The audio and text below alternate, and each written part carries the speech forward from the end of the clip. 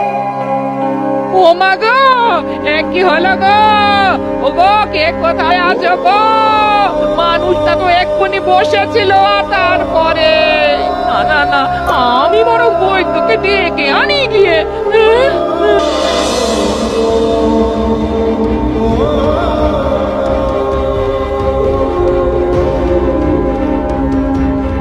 তখন থেকে তো অনেক পরীক্ষা করলেন, কিন্তু মানুষটা এখনো চোখ খুলে দেখছে না কেন? হ্যাঁ, বড্ড দেরি হয়ে গেছে। তার মানে এই মানেটা কি? হ্যাঁ, গোপাল জগতের মায়া ত্যাগ করেছে। আমার সে কি কথা গো? ও গো, আমার কি হবে? ও দাদু, দাদু, ওঠো না গো, ও দাদু, একবার চোখ খুলে দেখো না, ও দাদু, দাদু, দাদু গো। এই যে তোমরা তাও একটা কাজ করো, আর আজকে গিয়ে এই খবরটা দিয়ে এসো একটু। কি ব্যবস্থা আমি করছি না হয়তো।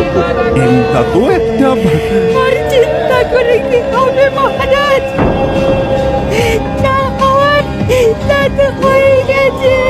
গোপাল দাদু আর নেই মহারাজ, দাদু আমাদের ছেড়ে চলে গেছে। একবার শেষ দেখা দেখে আসবেন। কি শুনলাম আমি, গোপাল আর নেই। এমনটা তো একটুও ভাবতে পারিনি।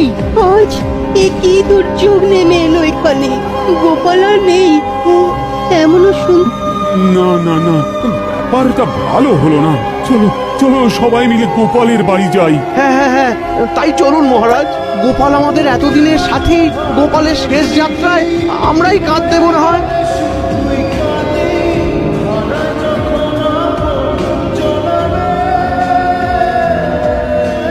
ব্যবস্থা যখন সব হয়ে গেছে, তখন আর দেরি করাটা ঠিক হবে না। হ্যাঁ হ্যাঁ, এসো সবাই, কাঁধে কাঁধ মেলাই।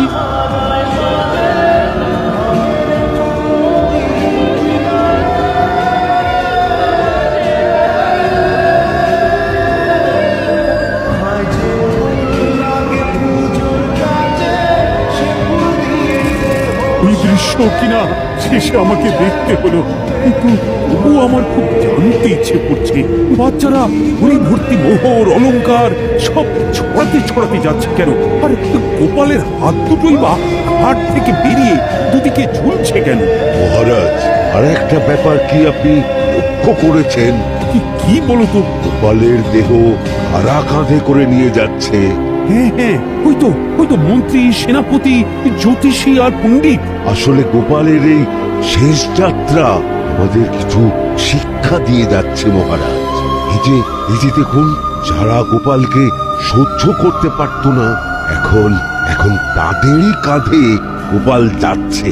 তার মানে শেষ পর্যন্ত কেউই কারোর শত্রু থাকে না, সবাই মান অভিমান ভুলে কাঁধে কাঁধ মিলিয়ে পার করে দেয়। তাই তো, এই দৃশ্য তো সেই কথাই বলছে।